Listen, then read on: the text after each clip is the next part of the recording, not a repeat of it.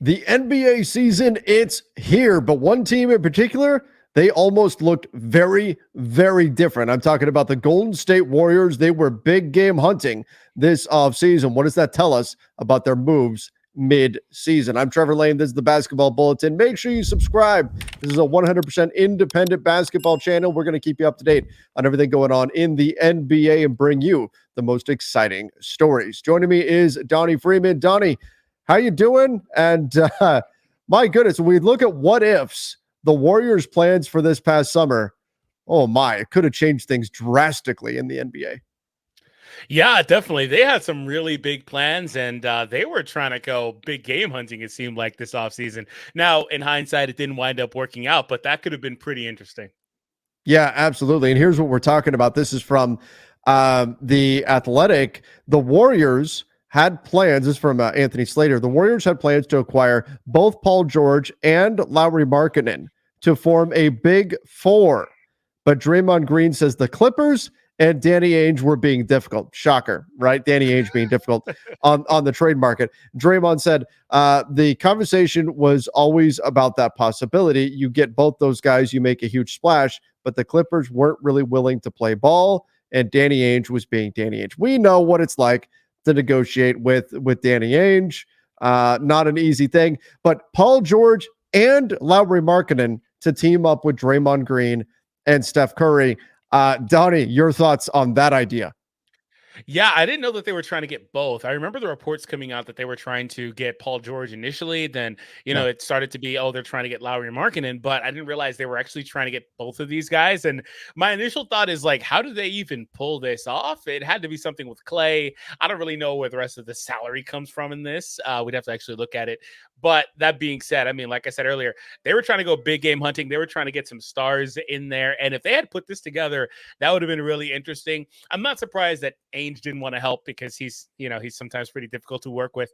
But also, I'm not also surprised that the Clippers didn't want to help either. They're a conference rival, division rival, and they were still at that point probably trying to figure out a way to keep Paul George maybe. So it just was a weird thing altogether that these are the guys that they targeted. But if they had put these guys alongside Steph and Dre, they would have been monstrous next year. And I'm just happy that they didn't personally, because the West is crazy, man. We need to send some of these guys east. So I'm happy PG went that way. I'm sorry, Warrior fans. I'm sorry. Right. I mean, the West, it is absolutely loaded. Trying to predict the Western Conference, like you might as well, aside from, I think OKC's at the top, you might as well just throw everybody else in a hat, aside from the bottom three. The bottom three, Spurs, Jazz, Blazers, take them out, take OKC out, throw everybody else in a hat, mix it up, in whatever order it comes out in, that could very well wind up being the final standing in the Western Conference. But yeah, look, we heard Paul George was the target, Lauri Markkanen was the target. The Warriors said, why not both?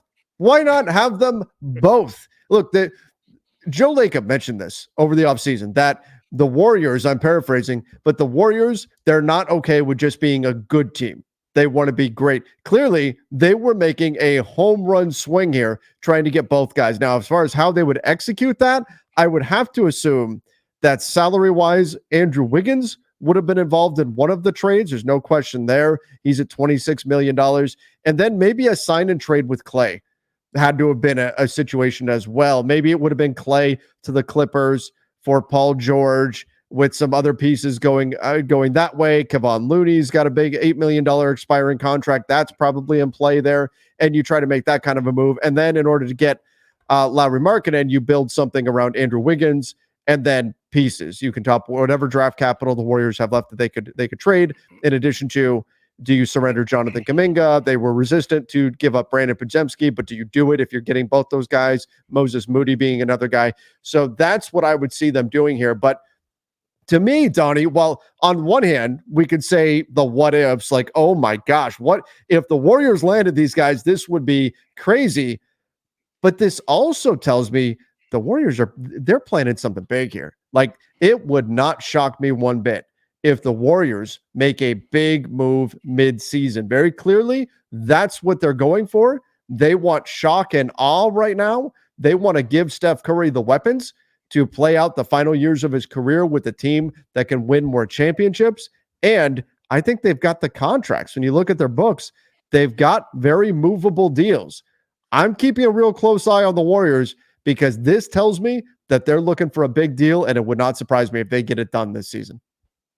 Yeah, that could be something that they're looking towards doing, trying to give Steph and Dre, obviously mainly Steph, another chance at it, right? And they won it a couple of years ago, but that feels kind of distant by now because so much has happened in the NBA, at least for me.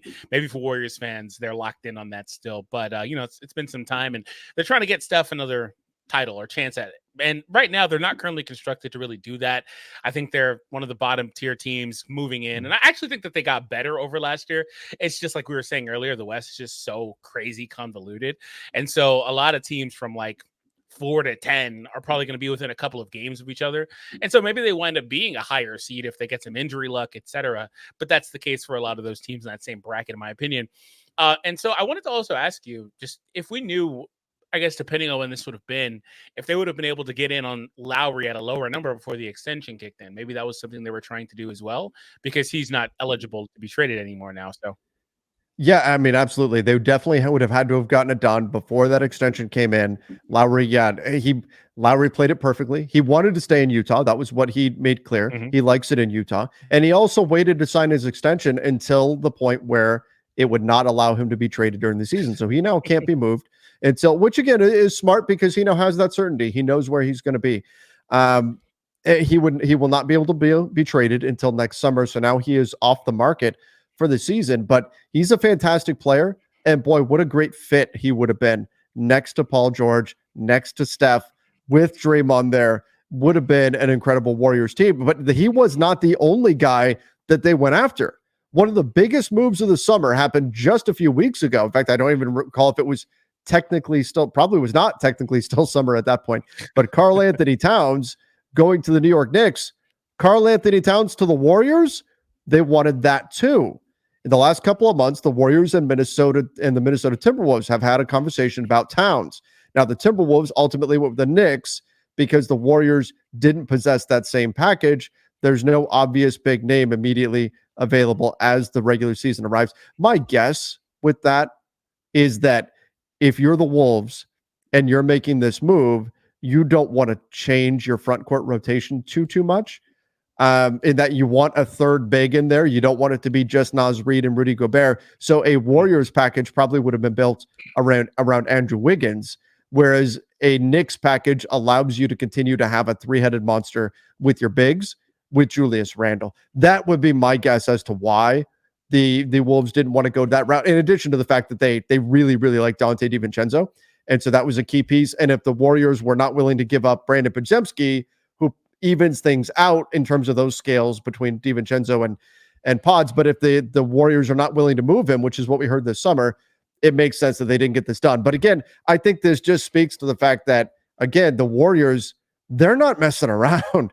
They are like any big name star that's out there, anybody they think they can move the needle, they are in on them. How do you think Cat would have worked in Golden State? Would that have worked out okay?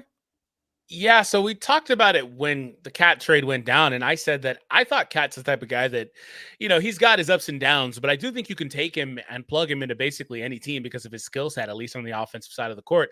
He could be a plus for you regardless. And the Warriors seem to be, and they've done this in the past with other centers of a lower scale, like Bielitsa or whatever, but they are clearly targeting a big, about 7-foot guy that can stretch the floor and be multifaceted on the offensive side of the floor.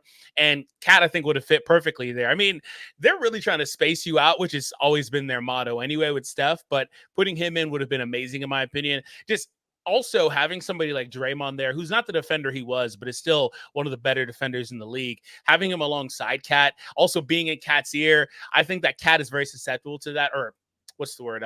Impressionable. Receptive? He will. Yeah, Sure. yeah, receptive. That's the word. He will respond well to that. And we saw with Ant. When Ant was doing something similar, he was definitely in Cat's ear all the time. And Cat stepped into the plate, in my opinion. So I think that would have been a good combination that would have meshed pretty well. And I thought he would have fit perfectly. It's just, like you said, the Wolves were not really trying to mess up the rotation all too much.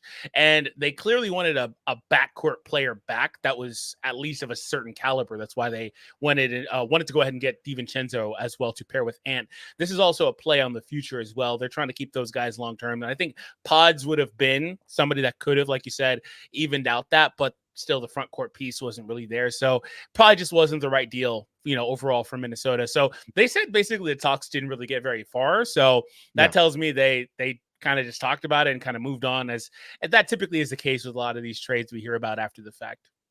So projecting forward, now we know, hey, the Warriors, they went after some big names and they made big swings. Not Paul George or Lauri Markkanen, Paul George and Lauri Markkanen also went after Karl-Anthony Towns.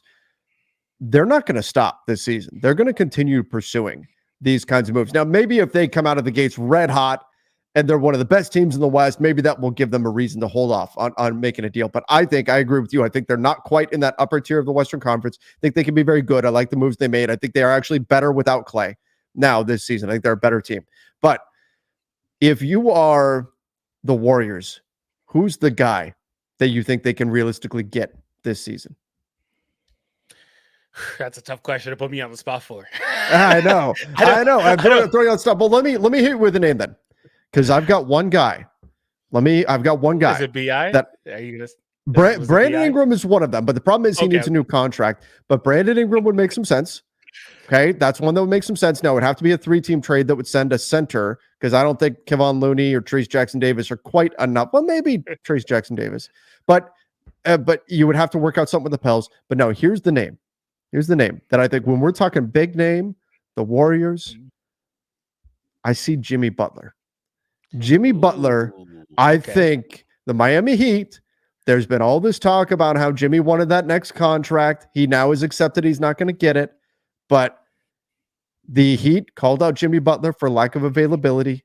It seemed like there was a little bit of friction there. He likes Miami. Maybe cooler heads prevail, and it seems like that's where we're at right now at the start of the season. But Miami seems like a team that is primed for a shakeup.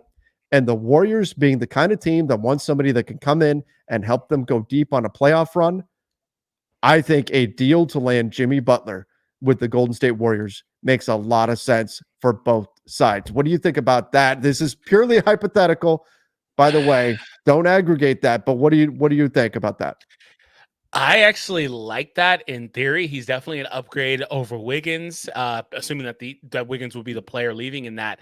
I just think that with that, there's a couple things to consider. You are definitely going all in on the next couple of years, given the age of your core 3 players at that point. They're all like 35 plus. So you're definitely going in on the next couple of years. And then on top of that, Miami is probably looking to get back one of your younger pieces like Kuminga or Pods. And the Warriors have not really wanted to trade those guys. Now, maybe they are more apt to get off of Kuminga, given that they've not been able to reach an agreement on an extension from what I see. But Miami's definitely looking for one of those players back, and they're valuable depth pieces. They're probably 2 of your top 5 or 6 best players on the team currently. So, that's one of the things you have to consider. But anytime you can get a piece like Jimmy Butler in there, especially when you get playoff Jimmy, when it, that time of the year rolls around, if you make it that far, which I assume you would at that point, he would be a huge boon to them. I do have some concerns with the spacing, but the thing is that Steph artificially create spacing due to his gravity. And so while other teams would have a huge concern, with like Jimmy Butler, Draymond, Looney sometimes out there, the spacing would get really mucked up. You can still kind of say the same thing like I just said, but I think that Steph can alleviate some of that just due to his crazy gravity. But I think that Jimmy would fit really nicely. He'd be able to take that primary defensive assignment. And I think that would be a nice fit. When you said it, I thought BI, he was the first one that came to mind. He makes sense. He makes sense. I don't like it as much as Jimmy, though. I think that BI is not the same caliber player, and I think that Jimmy would fit better personally. That's the issue. I think there's a handful of guys that are out there. Brandon Ingram, Kyle Kuzma, Cam Johnson, Dorian Finney-Smith, like all these guys, Jeremy Grant. We've been hearing all these names for months, and they haven't been moved yet. These are not Jimmy Butler caliber.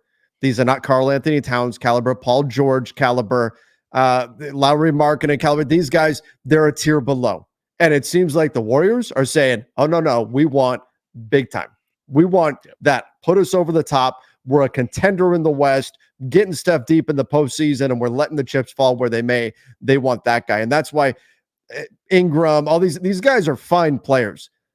they just don't seem to be of the caliber, I think, of what the Warriors are targeting. I think they're really looking for something big. And I'm excited to see what the Warriors can do this season, because I do think that this season we're going to see some players on the move earlier than we've seen in the past due to how hot the tank race is going to be, given how good the draft class is this year.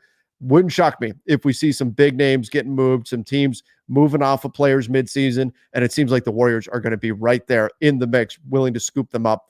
Oh, man. Donnie, I'm so excited. The NBA season is back. We've already got all kinds of different, trade buzz here. And, man, this Warriors team is going to be a group to keep an eye on, not just because I think they're a good team on the court, but off the court, I think they're primed for a big, big move. I'm pumped, Donnie. Let's go.